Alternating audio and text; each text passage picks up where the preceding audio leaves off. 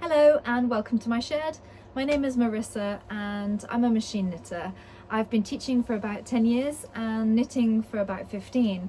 And every time I run a workshop, my students come to me and they say, why don't you do YouTube videos? And up until now, I have not had the time.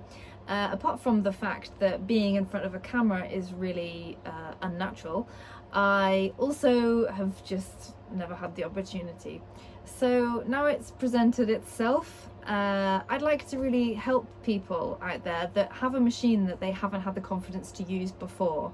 So you might have one in the attic, in the garage, or even under your bed, just sort of collecting dust. And if it has a sponge bar that works and you have some yarn, then we should actually be able to knit something. So I'm gonna help you with the basics, dispel a few myths, explain what all the parts are, and then we can get going.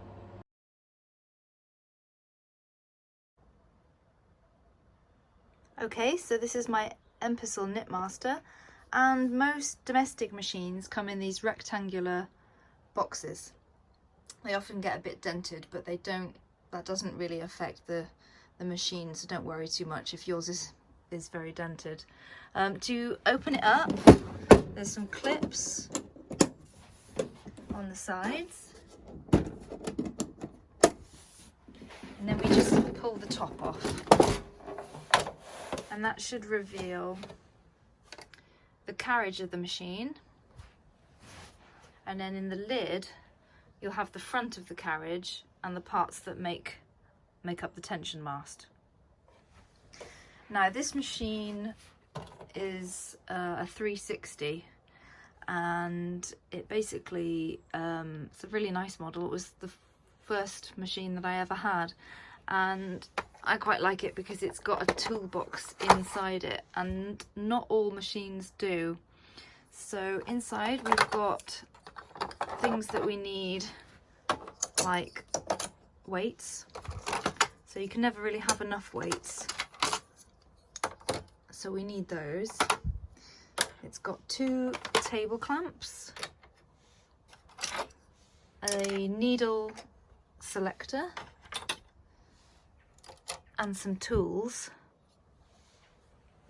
There are other things in there, and no doubt if you've got a knitting machine then you'll probably have all sorts of other boxes and things that you don't know what they are yet, but don't worry, these are what you need essentially. You don't really need much else to start with, so we can use what you see here to knit.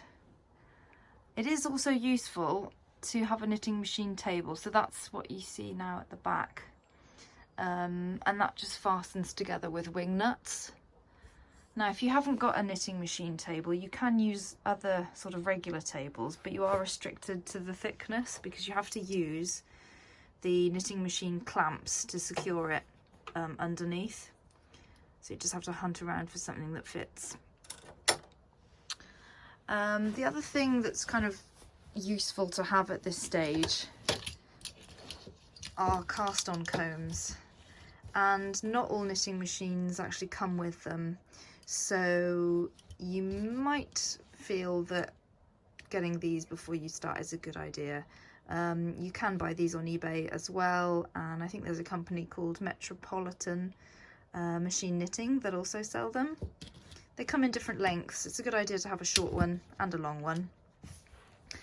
And the other thing I'm going to point out is on the needle bed here, you've got the needles, and on my machine, I can't, if I sort of put my finger underneath there, I can't really put my finger underneath the needles, and that is because there's a sponge that is inside the bed, and it's pressing down and it's keeping these needles flush to the bed. Now if I was able to fit my finger underneath there, it means that the sponge has degraded, and over time that's usually what happens to all machines. I think they last, I don't know, about 10 years or so, but they do sort of degrade and they go a bit like sticky cake after a while, so they need replacing. Now, they're quite easy to replace. And you do that by pushing your finger or a pen into the hole at the end of the machine, and that then releases this big long bar, and you can see the end of the orange bit there, and that comes out of the machine, and then you replace the sponge. I will actually do a separate video on that, so I'm not going to focus too much on it now, but this is what the replacement kit looks like. You can buy, I think, 2 of these on eBay for about $9.99. The other alternative is that you actually buy a whole sponge bar, including the metal section, and I think they're about £20. So it's up to you, but fitting these is actually relatively straightforward, and they all come with instructions, but I will be showing you that at a later date anyway. Okay, so I think now, looking at what we've got here, we've got everything that we need to get going. So what I'm going to do is set it all up on the table and talk through how we thread up the yarn. I did forget to mention that we also need some yarn, so hopefully you've got some yarn stashed somewhere. It's a good idea to have perhaps 2 yarns. So these are going to be my main yarns, and then something that I use for casting on, or what I call my waste yarn. So waste yarn is typically something you don't mind wasting, and is perhaps the same weight or a thinner weight to your main yarn. Okay, now if you have all of that, we're ready to knit.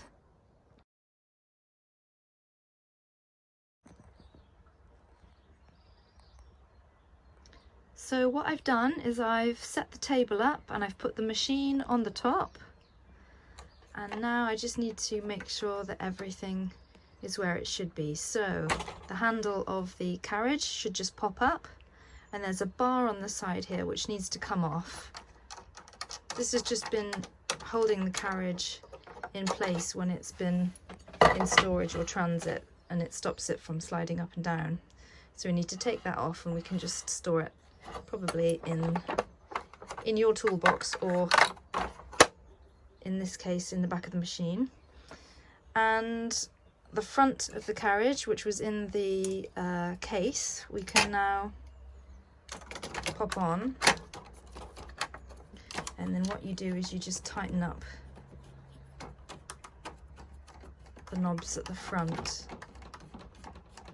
so that it's secure. Once that's done, the carriage should slide across. Now, doing that, it sounds a little bit scratchy to me, so it might need an oil, but I'll get onto that in a bit. So I've put tools in a handy little hole at the end, out of the way. I've put the cast on combs at the back, and I've set up the mast, which comes in 2 pieces.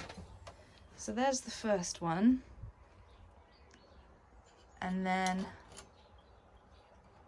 that bit just sits on the top. And usually these bits, these metal tensioners, they need folding out as well. And there should be a couple of holes in the back of the machine for it to sit in. If I take it out, there it is there, just near the handles. They're slightly different, obviously, in different machines. I've also clamped the whole thing to the table. So here are our clamps. If we look underneath, there are little slots in the base of the machine for the clamps to go into. And there's 2, of course, so there's the other one. And they have to be nice and tight as well, just to stop everything from sliding around, but not too tight that you can't undo them again. I've learnt that lesson. So everything looks looks good. I just mentioned oil, didn't I? Well, it's a good idea when you've bought a machine, perhaps second-hand, to oil it before use, because it might not have been used for 10 or 20 years, you never know. And oil really helps make everything run smoothly, and it's a lot less noisy as well. So with this particular machine, I would take the carriage off and turn it upside down. And what I tend to say is oil anything where you can see that metal hits metal. So on this machine, it's usually this back bit here, and I put a bit on there, this plastic rail at the front, and anywhere else that you just feel might need a little help. On the actual needle bed itself, I also oil the whole bar at the back. I also tend to put a tiny bit on the needles, these are called needle butts, and I just take some oil and I just run it across along the front here as well, just a little bit of oil along there. Oil sometimes comes in the little toolbox that you might have with your machine.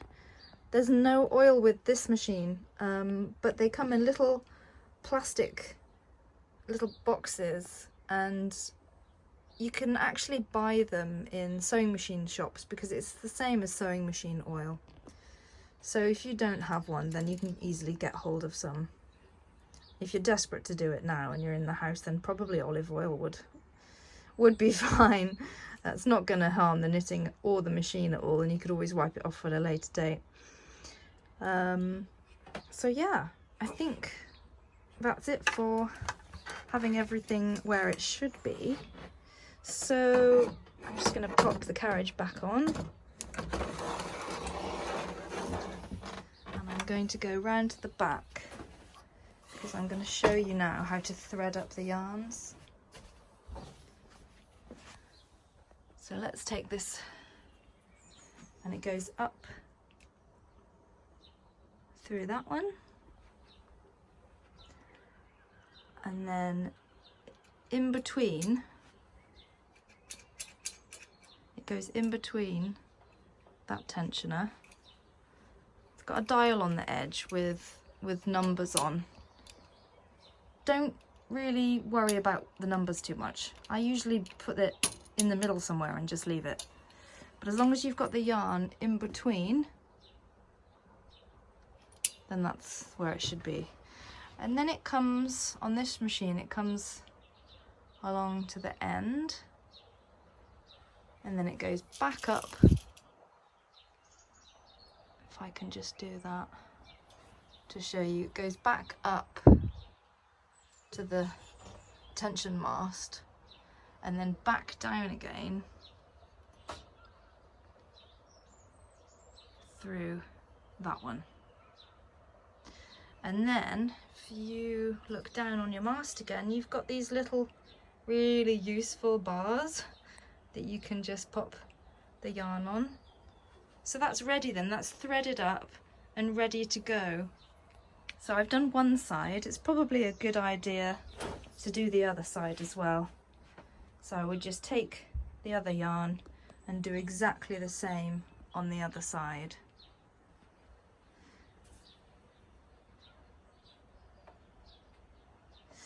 Now, with threading up, what you need to aim for is yarn that runs freely. So before you do anything, you would just give it a pull.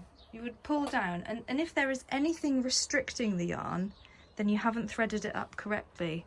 So what tends to happen is you might thread it the wrong way, so you'll end up with a little knot or something. So as long as you remember to double check and see that everything is running freely, nothing is obstructed, then it should be okay.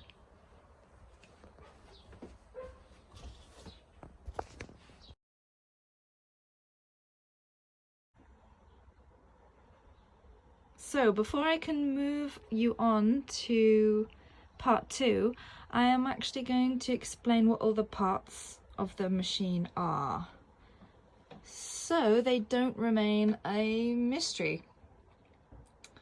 Okay, let's start with the carriage. The carriage has a dial on the top, which is called the detention dial, and it also has this lever, and the lever specifies the functions. So for now, we're going to leave it in the center, and that's for plain knitting, that's for stocking knit. The other functions we have here, this is tuck, slip, lace, and fair isle, all of which I'll get onto at a later time. So for now, we'll just leave it on regular knitting, and I would start on tension 5, somewhere in the middle.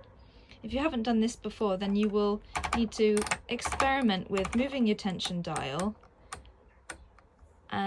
to be suitable for the yarn that you're going to use to knit with. The other things on the carriage top, so we've got this button here, which is carriage release. When you have a jam and you can't, your machine is stuck, then you just click this button, it lifts off, and then you should be able to pass across the jam and sort out the problem. So that's useful to know what that is. These are brushes. They are weaving brushes, because a knitting machine actually does something called mock weaving. Now, if you're interested in that, then by all means look it up, but for now I just leave them where they are and out the way, ignore them. The same with these yellow, it's the same with these red little arms on the end. They're also related to the weaving function, so just don't worry about those either. The wheels underneath, they're the ones that keep the yarn where they're supposed to be. So sometimes when you have a jam, it'll be because yarn has actually got wound around these wheels underneath. So occasionally just take your carriage off, turn it upside down, and check that there's no yarn wrapped around these wheels. In the center here, you've got where the yarn is going to sit. So this is the gate, and we've got hole number 1 and hole number 2. Hole number 1 is what we use for regular knitting, and then when we do fair isle, when we knit 2 yarns in one row, then the additional yarn just sits in hole number 2. I think that might be it for the carriage. No, it's not. There are levers at the front. These are called partial levers, and they relate to when we do shaping a garment, so a little way off down the line when we need to know about those. There are also these ones at the back here as well. They can just stay where they are. They should be in the triangle position. So it's a little bit, if you think of it like an old VCR, so it's stop and play. So if you leave those on the play, on the go setting, which is the triangle, that should be fine. And then if we go on to the needle bed, so at the back of the machine, we've got this contraption, which is the punch card reader. So when I do a tutorial on fair isle and patterning, then I'll talk about this. But for now, we don't need to worry about it.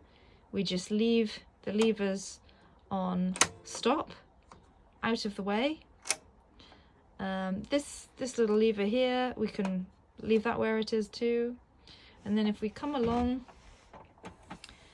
to this part, now all machines, like I've said before, vary slightly. This one used to, I think, have a sheet in here which would move on every time you did a row of knitting, so it would tell you where you are. It's sort of not really necessary. Lots of machines had different functions because companies wanted to sell you the next one or a better one, so they all have these funny little added extras. So don't really worry about this either. You can just leave that on stop position. That's also related to what I was just talking about. But what is useful is this part here, and it's embedded in the machine. It's a row counter. So that has also got a stop and a go. So I typically leave this on go because I want to count how many rows I'm doing. So you would just move the knobs onto 0, 0, 0, and then as you pass the carriage across, the carriage actually touches these, which magically winds on the row counter. You can hear it.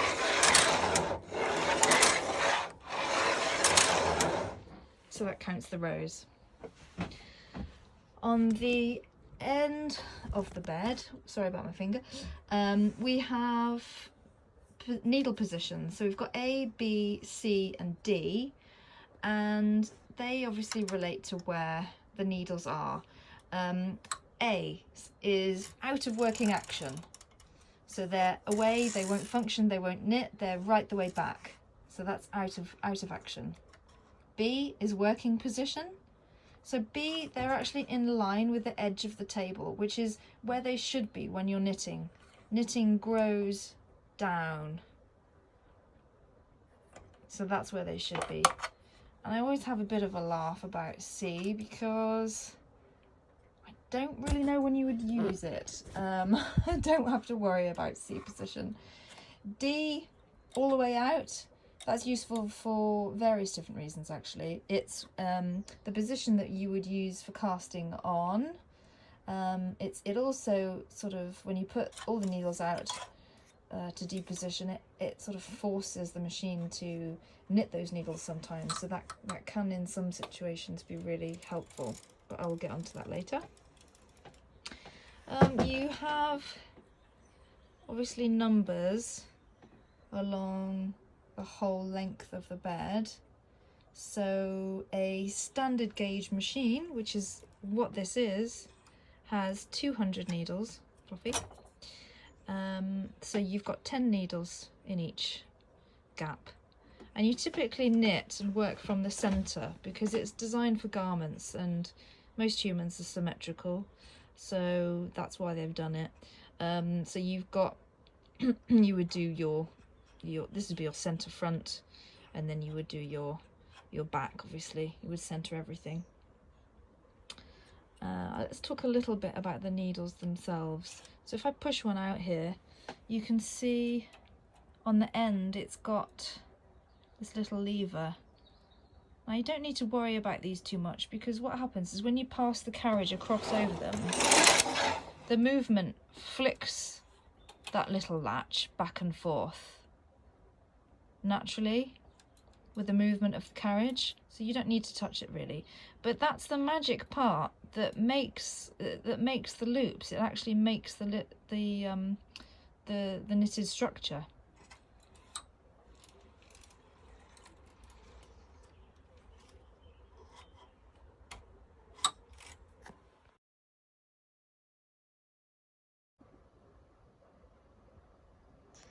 Now you may not have the same machine as me. That doesn't matter. You might have a brother, or a Toyota, or a Silver Reed. They all work in very similar ways. So the machine that you're most likely to have is probably a brother, and it has buttons at the front instead. So in fact it looks like that. So if you have something that looks like that, you still should be able to use it and set it up in the way that I have just explained. So don't panic. Okay, good luck!